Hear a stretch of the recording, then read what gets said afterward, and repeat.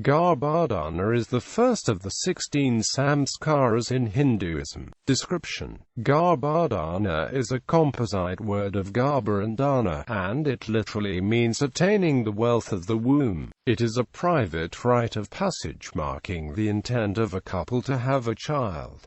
It is a ceremony performed before nisheka. In some ancient texts, the word simply refers to the rite of passage where the couple have sex to have a child, and no ceremonies are mentioned. Literature. Scholars trace Garbhadhana rite to Vedic hymns, such as those in sections 8.35.10 through 8.35.12 of the Rig Veda, where repeated prayers for progeny and prosperity are solemnized. Bestow upon us progeny and affluence. The Vedic texts have many passages where the hymn solemnizes the desire for having a child, without specifying the gender of the child. For example, the Rig Veda in section 10.184 states the desire for progeny, without mentioning gender, as in many other books of the Rig Veda, such as the hymn 10.85.37.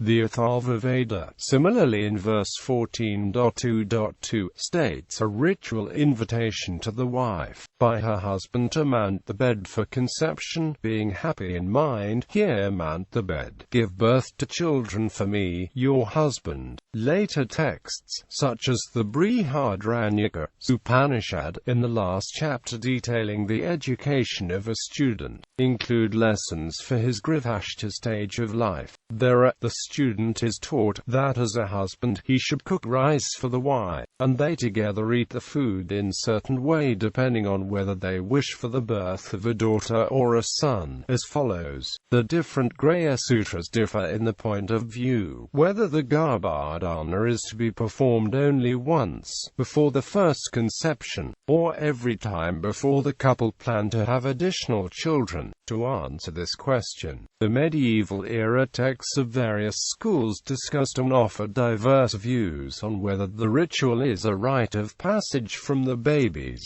anticipation in the womb, or for the wife. A rite of passage of the baby would imply that Garbhadhana saṃskāra is necessarily for each baby and therefore every time the couple intend to have a new baby, while a rite of passage of the wife would imply a one-time ritual suffices. Ceremony. According to the Grhya Sutras, at the beginning of the performance of the saṃskāra, the wife dressed up and the husband recited Vedic verses consisting similes of natural creation and invocations to gods for helping his wife in conception. The rite of passage marked the milestone where both husband and wife agreed to have a child and raise a family together.